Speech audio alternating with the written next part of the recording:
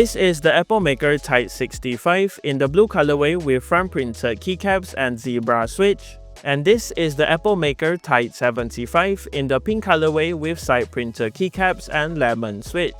They are both priced slightly above $100, and in this video I'll be comparing the two and going over their similarities and differences.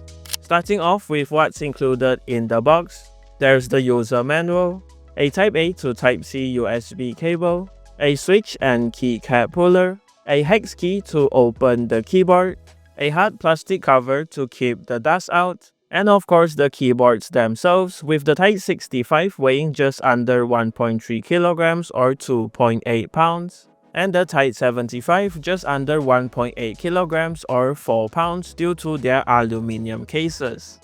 So the Tide65 has a compact 65% layout with a volume knob on the top right corner, cherry profile double shot PBT keycaps, Epomaker zebra switches that are pre-looped with a deeper clacky sound signature, and a blue e-coated case which has a clean matte finish that doesn't pick up any fingerprints and smudges.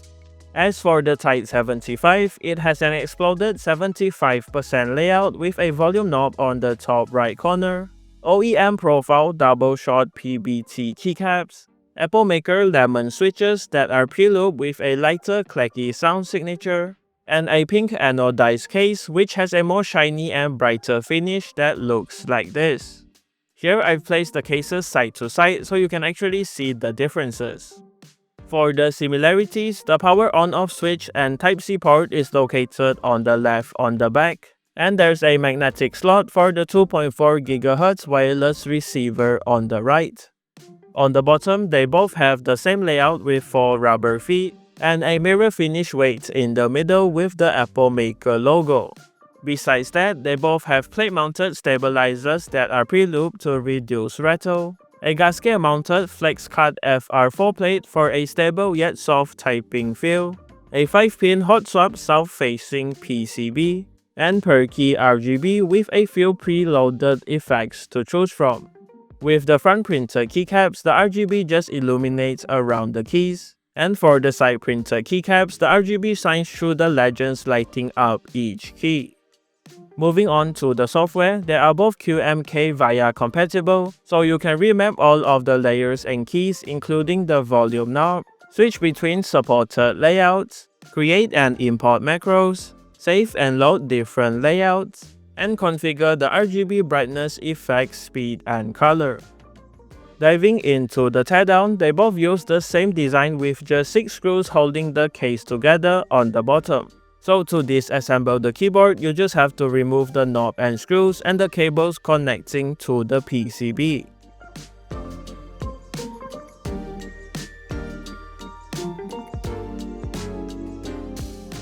For the mods inside, they both have the same 5 things included.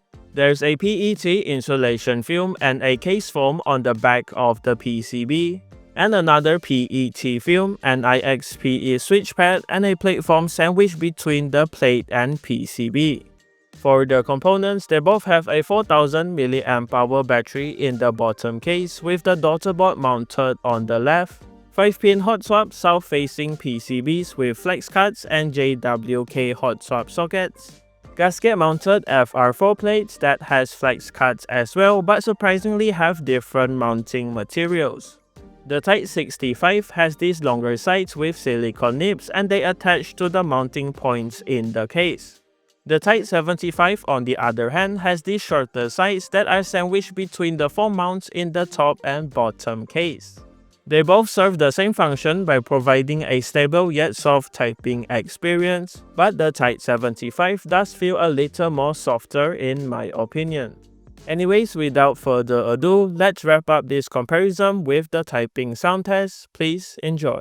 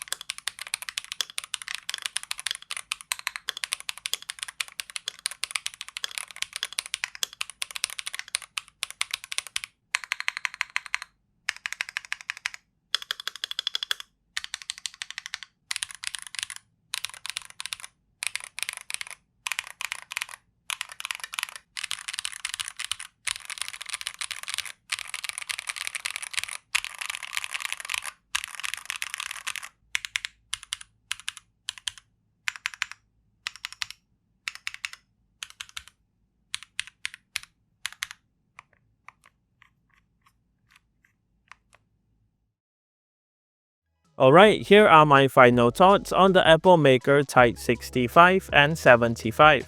Both keyboards are quite similar with just a few key differences to consider when choosing between them. The e-coated finish on the case gives a clean and simple look, while the anodized finish is shinier and more vibrant. Besides that, the side printed keycaps have shine-through legends too if that's something you prefer. The Tide75 also has a softer typing experience, so do keep that in mind if you want a more responsive experience. As for the switches, the Zebra switch offers a deeper sound while the Lemon switch is more high-pitched. And of course, the biggest difference is the layout, so just pick the one that suits you more. So if you're interested in the Epomaker Tide65 and 75, they will both be linked in the description below for you, and that does it for this video. Thanks to Epomaker for the keyboards, and thank you for watching. Leave a like on the video if you liked it, dislike it if you didn't, and remember to subscribe if you haven't. See you in the next one.